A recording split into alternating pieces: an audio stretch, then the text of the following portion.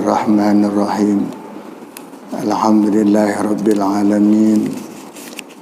Wassalatu wassalamu ala asyrafil mursalin sayyidina wa syafi'ina wa habibina wa maulana Muhammad wa ala alihi wa sahbihi ajma'in. Amma ba'du. Rabbi shrah li sadri wa yassir li amri wahlul 'uqdatam min lisani yafqahu qawli. Rabbi shrah li sadri wa yassir li amri bi jahin Nabi Muhammadin sallallahu alaihi wasallam. Bi hadratin Nabil Mustafa Muhammadin Rasulillah sallallahu alaihi wasallam wa azwajihi wa dzurriyyatihi wa jamil anbiya wal mursalin wal malaikatil muqarrabin wasyuhada wassalihin wal ulama'il amilin wal fuqaha wal muhaddisin wal qurra wal mujahidin fi din masyarikil ardi wa gharibi fi barri wa bahriha ila ruhi abaina wa ummatina wa jadadina wa jaddatina wa qarabatina wa ahli baitina wa syaihina wa muallimina wa ikhwanina al muslimin wal muslimat wal mu'minin wal mu'minat bi anna Allah yaghfir lahum dzunubahum wa yuskinhul jannah. Khususan dari mu'alifi hadzal kitab nafa'ana Allah bi ulumi wa sahlan fahmi syai'un lillahi lahum. Al-Fatihah. A'udzu billahi minasyaitonir rajim. Bismillahirrahmanirrahim. Alhamdulillahi rabbil alamin. Arrahmanir rahim. Maliki yaumiddin. Iyyaka na'budu wa iyyaka nasta'in. Ihdinas siratal mustaqim. Siratal ladzina an'amta 'alaihim ghairil maghdubi 'alaihim waladdallin. Amin.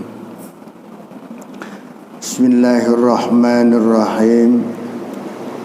Qala al-mu'allif rahimahullahu ta'ala wa adama an-naf'a bi ulumihi fid dharain. Amin. Bismillahirrahmanirrahim. Wa Abu Dawud wa Tirmidzi, itu ya, dan telah meriwayatkan hadis oleh Abu Dawud dan Imam Tirmidzi an Abi Bakrin radhiyallahu an, dari Abu Bakar radhiyallahu an, laisa abdun yajnabu zanban, tidaklah seorang hamba berbuat dosa dengan suatu dosa, fayakumu, kemudian dia berdiri, wa yatawaddau, dan dia berwudu, wa yusalli, dan dia salat sunat wudu, rakaataini, 2 rakaat, summa yastaghfirullah, kemudian dia istighfar kepada Allah dari dosanya itu, illa ghufira lahu, melainkan diampuni dosa-dosanya.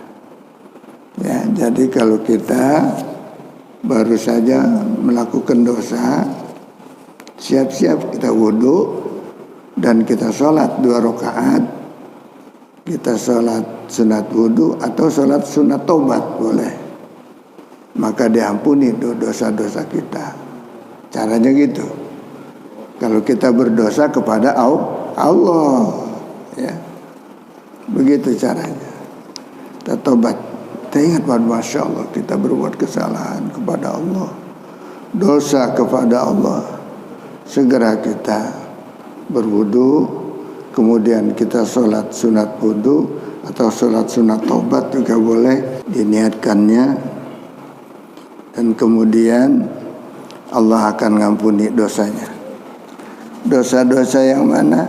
Ghafarallahu, Allah akan mengampuni dzunubana, semoga Allah ngampuni dosa-dosa kita. Wa qabbala taubatana, dan Allah akan menerima taubat-taubat kita. Amin ya rabbal alamin. Gitu. Jadi dengan wudu saja sebetulnya udah ada proses pengampunan dari Allah. Dulu kan pernah saya katakan, kita habis wudu disunahkan baca doa, ya, menghadap kiblat, berdiri angkat 2 belah tangan, ya, Asyhadu an la ilaha illallah wahdahu la syarikalah wa asyhadu anna Muhammadan abduhu wa rasuluh. Allahumma ij'alni minat tawwabin waj'alni minal mutatahhirin. Subhanakallahumma wa bihamdika asyhadu an la ilaha illa anta astaghfiruka wa atubu ilaik. Diampuni dosa-dosa kita udah. 8 pintu surga telah dibuka buat kita. Insya Allah. Rajin-rajin wudu, ya, rajin-rajin wudu. Sebab dengan wudu itu kita lagi membersihkan diri kita, bukannya membersihkan jasmani aja, tetapi rohani kita bersihkan. Ya, ritual kita dengan wudu ini semoga Allah akan ampuni dosa-dosa yang dilakukan tangan kita, yang dilakukan mata kita, yang dilakukan telinga kita, yang dilakukan oleh lidah kita. Ya, Allah akan ampuni itu semuanya dengan wudu aja. Makanya aja banyak proses sebetulnya dosa sebanyak apapun, selagi kita mau minta maaf dan kita bertobat kepada Allah, Allah akan ampuni dengan mudah. Ya. Wa Ahmadu, dan telah meriwayatkan Imam Ahmad an Abi Hurairah, dari Abi Hurairah. Ini tentang puasa nih. Ya, man qoma, barang siapa melakukan ibadah malam Ramadan, di bulan Ramadan, imanan wa ihtisaban, semata-mata karena beriman dan mengharapkan ridho Allah, ghufira lahu ma taqaddama min dzambi, maka diampuni baginya dosa-dosa yang telah lalu. Wa Dailami, dan telah meriwayatkan Imam Dailami an Ibnu Abbas, dari Ibnu Abbas, al-Aidani, 2 hari raya itu adalah wajibani, hukumnya wajib. Salat Idul Fitri dan Idul Adha hukumnya wajib nih.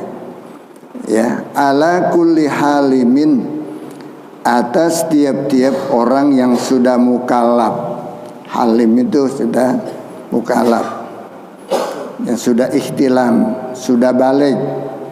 Min zakarin au unsa, baik itu laki-laki ataupun perempuan, hukumnya wajib bahkan tuh di sini ya, bukan sunnah lagi ya, bukan sunnah. Ini lain-lain, ini pendapat, lain-lain pendapat. Di sini bahkan diwajibkan. Wasoha aidan, dan telah mensahihkan juga annahu, bahwasanya Nabi Muhammad sallallahu alaihi wasallam kana yuwazibu ala salatil aidain, beliau adalah setelah mengatur waktunya ya untuk salat-salat Id, 2 hari raya itu. Wahia sunnatun muakkadatun indana, ya, tetapi ya ditentukan oleh Rasulullah adalah salat Idul Fitri dan Idul Adha itu hukumnya sunnah muakkadah. Hukumnya sunnah muakkadah, artinya sunnah yang kuat. Sampai-sampai lain ulama mengatakan itu wajib. Mana diantaranya? Wajibatun kal a'yan inda Abi Hanifah. Bahkan itu dikatakan wajib seperti rukun-rukun wajib-wajib ain, kal a'yan, seperti wajib-wajib ain yang lain.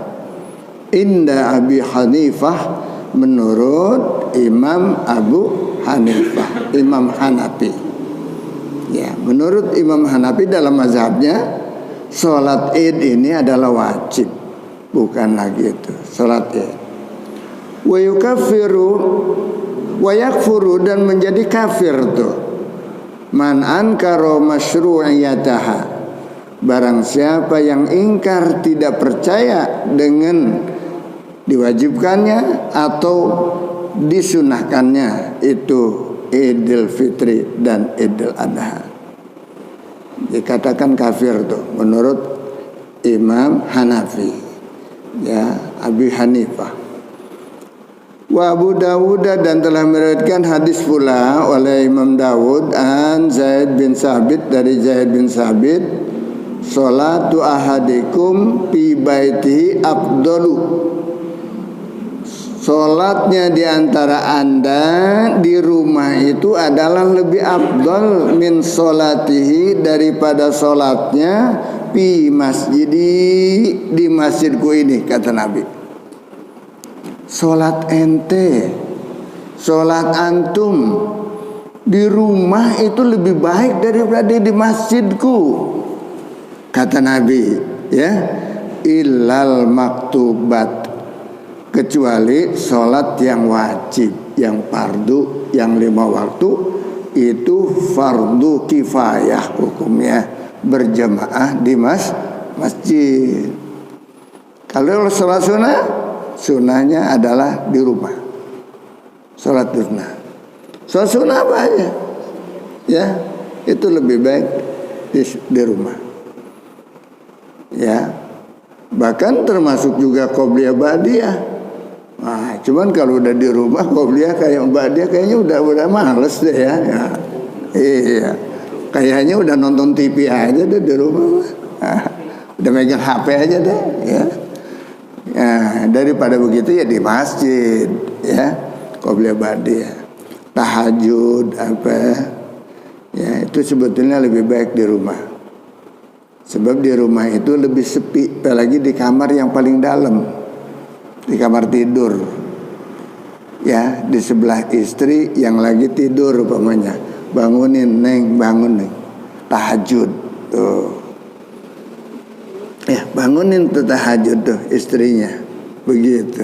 Sama-sama pengen dapat keuntungan, terpuji di sisi Allah Subhanahu wa ta'ala. Jadi kalau sholat maktubat, sholat yang fardu, yang 5 waktu itu memang afdalnya berjamaah. Berjamaah di masjid-masjid, di musola, atau di mana saja, di tempat-tempat berjamaah itu dianjurkan. Sampai kita umpamanya, ya, nggak sempat qobliyah lagi, langsung ke masjid, ke bagian yang penting sebelum salam terakhir masih dapat berjemaah, lari kita ke masjid atau ke musola. Oh, udah mulai udah komat, ya ketinggalan ini mah. Kalau masih kita lari, kita cepet ke masjid, masih dapetin 1 rakaat, atau tinggal salam doang, tinggal tasawuf akhir doang yang kita dapat, itu masih bisa kita segera ke masjid supaya dapat berjemaah. Sebab kalau di rumah sholat kita pasti sendirian, kecuali di rumah ada istri, bangunin aja. Waduh ketinggalan neng, gua neng katanya, gua ke masjid dia ketinggalan, udah pasti deh ketinggalan deh, rakaat terakhir udah ketinggalan. Apalagi subuh cuma 2 rakaat. Udah dah, bangun sini sholat berjemaah sama abang, gitu. Berjemaah demi pentingnya sholat berjamaah, 27 derajat, ya, 27 derajat daripada sholat sendirian yang hanya cuma 1 derajat katakan, ya. Nah itu sholat berjamaah adalah hanya dianjurkan pada sholat-sholat tertentu. Yang pertama adalah sholat fardu yang 5 waktu. Ya, kedua salat Id. Salat Id memang harus berjamaah. Salat Id sendirian ya repot. Di mana dia akan berkhutbah, di mana dia akan berdoa yang diaminkan oleh orang banyak, ya. Sedangkan di situ dianjurkan berjamaah. Lain lagi nanti ada babnya tuh. Salat Id. Wa Ibnu Abi Syaibah, dan telah meriwayatkan juga Ibnu Abi Syaibah an rajulin, tentang seorang laki-laki, tatawu'ur rajuli fi baitihi, salat sunnahnya seorang laki-laki fi baitihi di rumahnya, apalagi perempuan, memang afdalnya salat di rumah, ya penting itu di rumah, salat sunnah begini. Fi baitihi di rumahnya, yazidu itu bertambah, ala tatawu'ihi di atas sholat sunnahnya itu, indan nasi di tengah-tengah banyak orang, Ya, jadi sholat sunnah sebaiknya sendirian, nggak ada yang lihat. Ya, itu lebih afdal daripada sholat di tempat, di masjid, di musola yang udah banyak orang. Dia mau sholat tahajud, mau sholat duha, itu lebih baik ada di rumah. Di rumah lebih baik, ya, daripada di masjid. Di masjid mah kalau udah keteter waktu, udah nggak bakalan sempet di rumah. Di masjid sempetnya, ya udah semasjid. Ya, sebab kalau kita sholat di rumah ketinggalan kita sholat berjemaah. Ya, nggak semangat pula atau lain-lain sebagainya. Maka kita sholat di rumah. Nah, seperti tahajud, sholat hajat, sholat apa di tengah malam, itu lebih afdal di rumah. Lebih afdal di rumah. Juga bisa mengajak keluarga sholat sunnah itu, ya, membangunkan sebagaimana Rasulullah membangunkan, ya, keluarganya, istrinya untuk sholat tahajud di tengah malam, qiyamul lail. Wa Ibnu Asakir dan telah akafad li sholatir rajuli, seperti keutamaan seorang laki-laki fi jamaatin di dalam berjamaah, ala sholatihi wahda, di atas sholatnya hanya sendirian. Jadi kalau sholat sunnah lebih afdal di rumah, sebagaimana lebih afdalnya sholat fardu berjamaah di masjid. Lebih afdal daripada di rumah. Tapi kalau sholat sunnah lebih afdal di rumah daripada dia sholat di masjid. Sama keutamaannya dengan 27 derajat lebih afdalnya, gitu. Wa Ibnu Asakir dan telah meriwayatkan Ibnu Asakir an Jabir dari Jabir, man shalla rakataini fi khala'in, barang siapa yang sholat sunnah 2 rakaat aja fi khala'in, di tempat yang sunyi, tempat yang sepi, la yarahu, tidak ada yang melihat dia tuh sholat sunnah dia, illallah, melainkan Allah, wal malaikah, dan malaikat. Gak ada yang tahu. Istri gak tahu, siapa-siapa pun gak tahu, apalagi orang lain. Dia lagi sholat, ya, kecuali yang melihat dia hanya Allah dan malaikat. Kutiba lahu bara'atan minan nar, maka dicatat dia termasuk orang yang bebas daripada siksa api neraka. Ya, sholat sunnah nggak ada yang tahu. Jangan pengen dilihat orang kita sholat sunnah, apalagi sholat tahajud, termasuk dengan anak, dengan siapa, nggak usah. Kita umpamanya kita lagi pengen sendirian aja, pengen khusyuk, pengen apa, ya, itu lebih afdal. Itu lebih afdal. Dan tidak ada yang tahu melainkan Allah dan Rasulnya, dan dia lagi sholat itu, maka diampuni dosa-dosanya oleh Allah Subhanahu wa ta'ala, bebas daripada api neraka. Bara'atan minan nar, bebas daripada siksa api neraka. Kataballahu lana al-bara'ah minan nar, semoga Allah mencatat nama-nama kita nih yang ada di sini semuanya daripada orang yang bebas daripada azab neraka, wa azabil qabri, dan azab kubur. Masya Allah, azab mula pertama di kubur tuh. Bahkan ketika orang-orang yang berdosa itu dari mau dicabut nyawanya aja udah, masih hidupnya udah diazab dulu. Ketika dia sedang dicabut nyawa, ya, sedang sekaratul maut, ada azabnya. Masuk di kubur diazab. Apalagi sholatnya sendiri mengazab dia. Sholat itu, yang sholat diazab oleh sholatnya. Kalau sholatnya sembarangan, makanya kita sholat jangan sembarangan. Kita perhatikan ketika kita sholat, mana rukun, mana wajib, mana sunnah, mana makruh. mana yang haram, mana yang membatalkan. Jangan sampai kita melakukan yang dilarang di dalam sholat. Perhatikan ketika angkat tangan, bagaimana caranya angkat tangan, bagaimana hati kita berbuat, beribadah, berniat. Niatnya kita, hati kita. Sebelumnya kita bersihkan dulu hati kita daripada pikiran yang lain. Ketika kita takbiratul ihram, benar-benar bersih hati kita, hanya niat sholat lillahi ta'ala.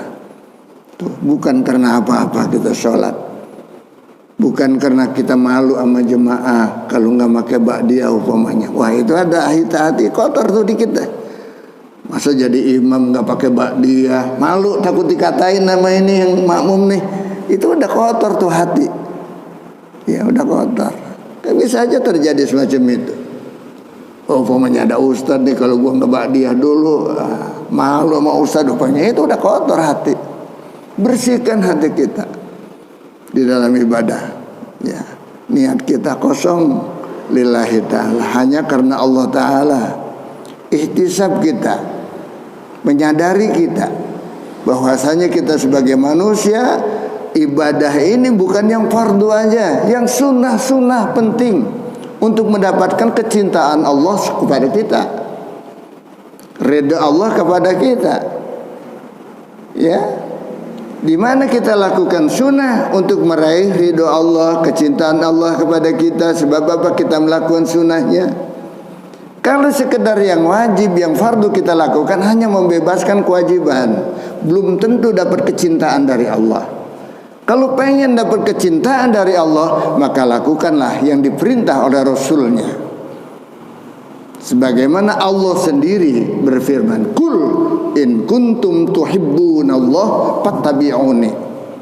Katakan wahai Rasul, jika Anda saudara-saudara para sahabat sekalian, ya, pada mengaku cinta kepada Allah, ikutilah apa perintahku. Ya.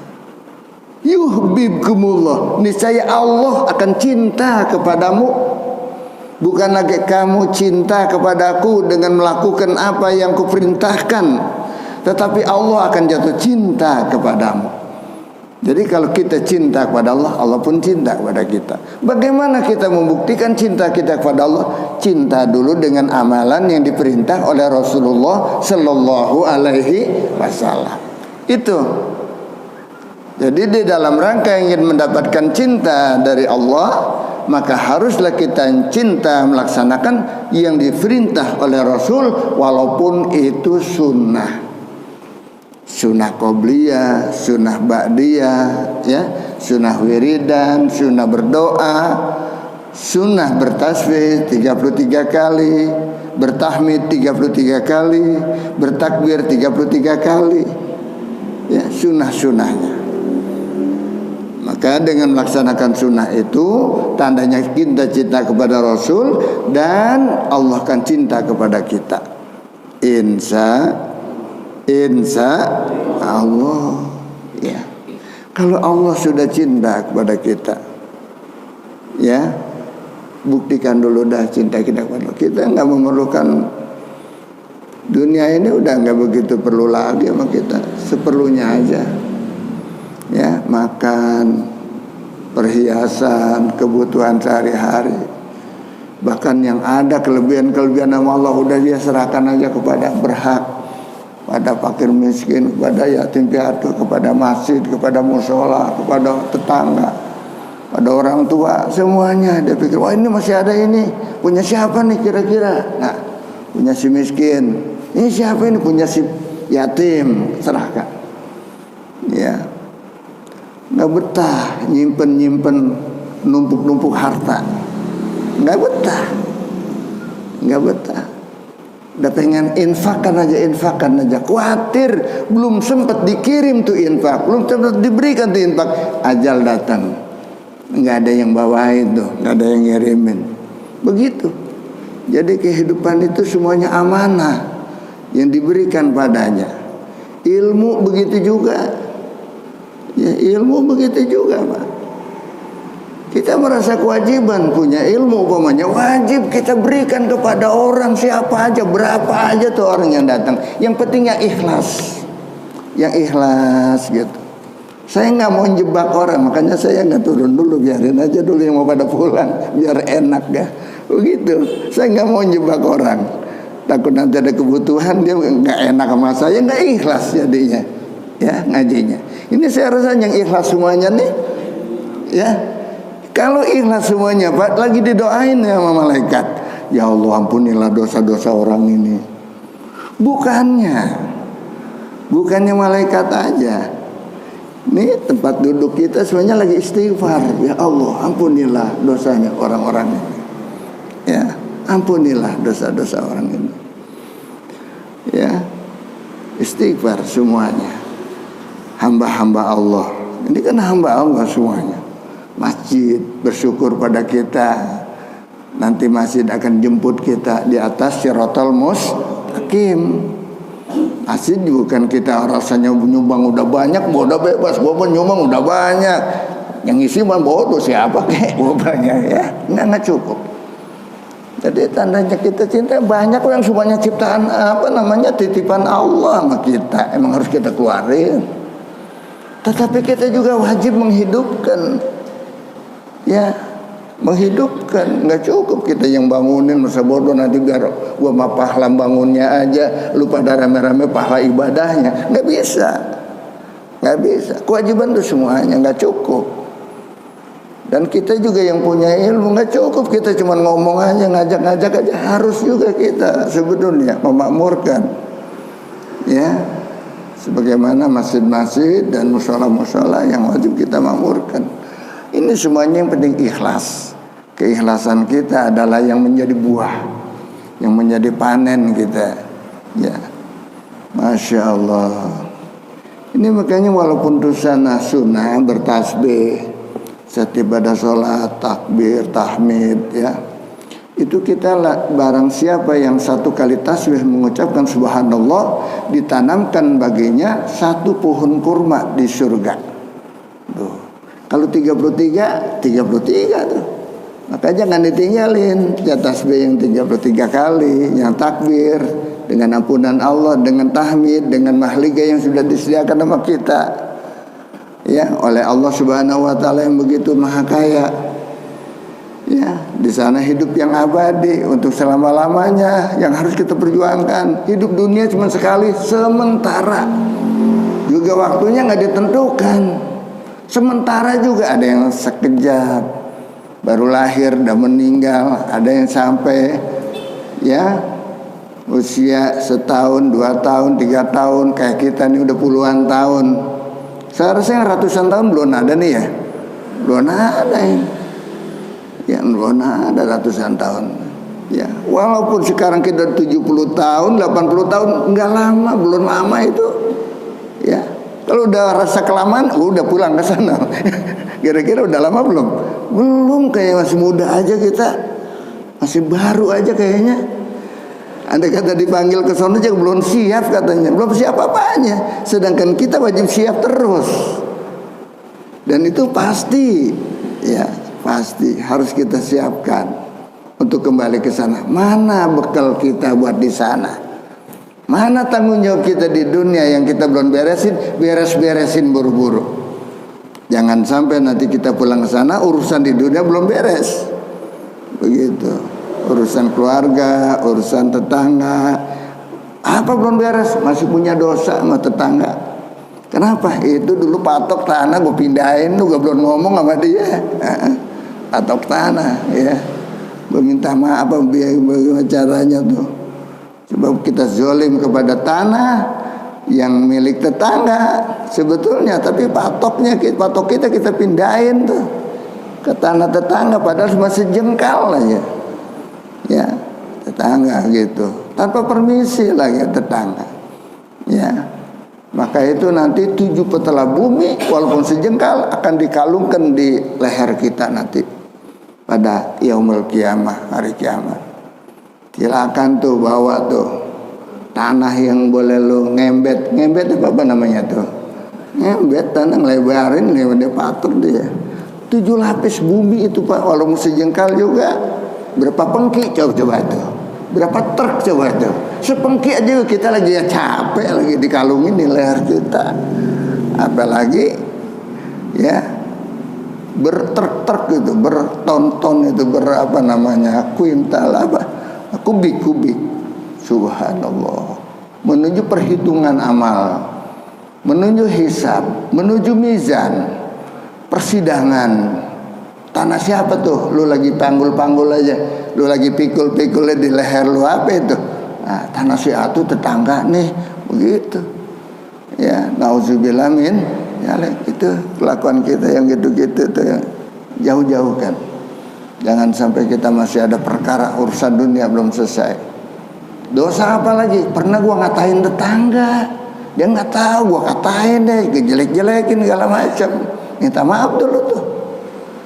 Ya, dia tahu nggak? Enggak. Oh udah, kalau dia nggak tahu cukup lu harus minta maaf aja dah dari segala dosa lahir dan batin. Artinya yang kelihatan maupun yang nggak kelihatan, yang dia tahu ataupun yang nggak tahu, yang kita sadar atau itu kita sadar. Kita minta maaf aja deh. Mohon maaf kalau sebutin banyak banget dosa gua sama lu gitu banyak ya. Gitu. Sama bini gitu juga. Ya. Bini juga begitu juga sama laki, jangan bebas aja. Banyak nuntut haknya, mulu haknya. Kewajiban dulu kita lakukan. Hak mah gampang.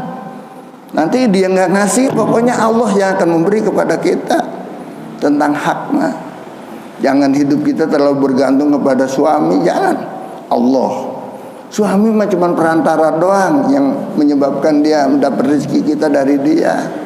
Sebab kita memang makan dari mana kalau bukan dari suami. Suami dagangnya lancar, jangan sombong, gua lancar hari ini nih, rezeki gua, hasil keringat gua, bukan.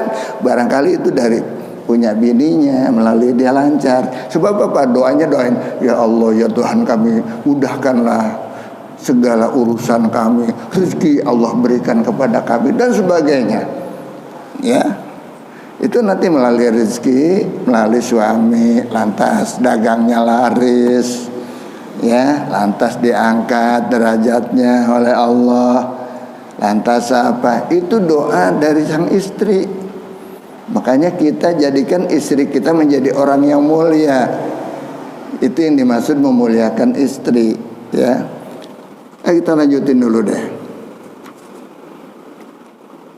Bebas daripada neraka nih ya, dimana dia hanya melakukan sholat sunnah 2 rakaat, ya, kemudian tanpa diketahui siapa-siapa, ya, maka diampuni dosa-dosanya dan dia bebas daripada azab neraka dan azab kubur. Azab kubur, masya Allah, nauzubillah min dzalik. Orang yang diazab kubur maka pasti nanti dia akan diazab juga di akhirat. Di sana. Sebab kalau di kuburnya udah diazab, di sononya akan terima azab lebih berat. Sehingga dia pengen buru-buru selesai ini azab kubur. Tahu-taunya ke sana lebih berat lagi. Subhanallah. Makanya kita senantiasa tolong yang udah pada hafal tuh doa tasyahud akhir dibaca. Ya, sesudah baca doa tasyahud akhir barulah kita ya memberi salam. Mana doa tasyahud akhir? Allahumma inni a'udzubika min azabi jahannam wa min azabil qabri wa min fitnatil mahya wal mamat wa min syarri fitnati masihid dajjal wa minal maghribi wal masam. Allahumma fili ma qaddamtu wa ma akhartu wa ma asrartu wa ma alantu wa ma asrabtu wa ma anta a'lamu bihi minni antal muqaddim wa antal muakhiru. Ya muqallibal qulub sabbit qalbi ala dinika wa la tu'atika la ilaha illa anta subhanaka inni kuntu minas zalimin. Assalamualaikum warahmatullahi. Assalamualaikum warahmatullahi. Itu doa baca itu. Itu namanya doa tasyahud akhir. Kalau sampai Hamidum Majid doanya tuh tasyahud akhir belum dibaca namanya. Baru baca tasyahud akhir. Doanya belum. Ya. Banyak kan kita sampai sholawat aja. Tasyahud dan sholawat. Kama sholli ala sayyidina Muhammad wa ala sayyidina Muhammad kama shallaita ala Ibrahim wa ala ali Ibrahim wa barik ala sayyidina Muhammad wa ala ali sayyidina Muhammad kama barakta ala Ibrahim wa ala ali Ibrahim fil alamin innaka Hamidum Majid. Itu belum baca doa tasahud akhir, ya belum dibaca. Baru baca tasahud akhir serta sholawatnya. Doanya belum, baru rukunnya aja itu fardunya memang. Fardunya adalah baca tahiyat sampai Hamidum Majid dan sholawat. Hamidum Majid, baca syahadat.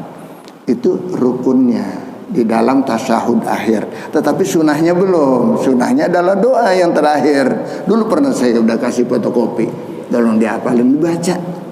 Semoga kita bebas daripada azab kubur yang sangat pedih. Nauzubillah min ya. Tapi kita Ibni Sina, nah sampai di sini dulu lah. Mudah-mudahan ada manfaatnya ya. Nah, biarpun sedikit, yang penting kita amalin. Kita amalin. Mudah-mudahan ya doa tasawuf akhir itu dibaca. Yang belum punya ya tanya sama yang udah punya.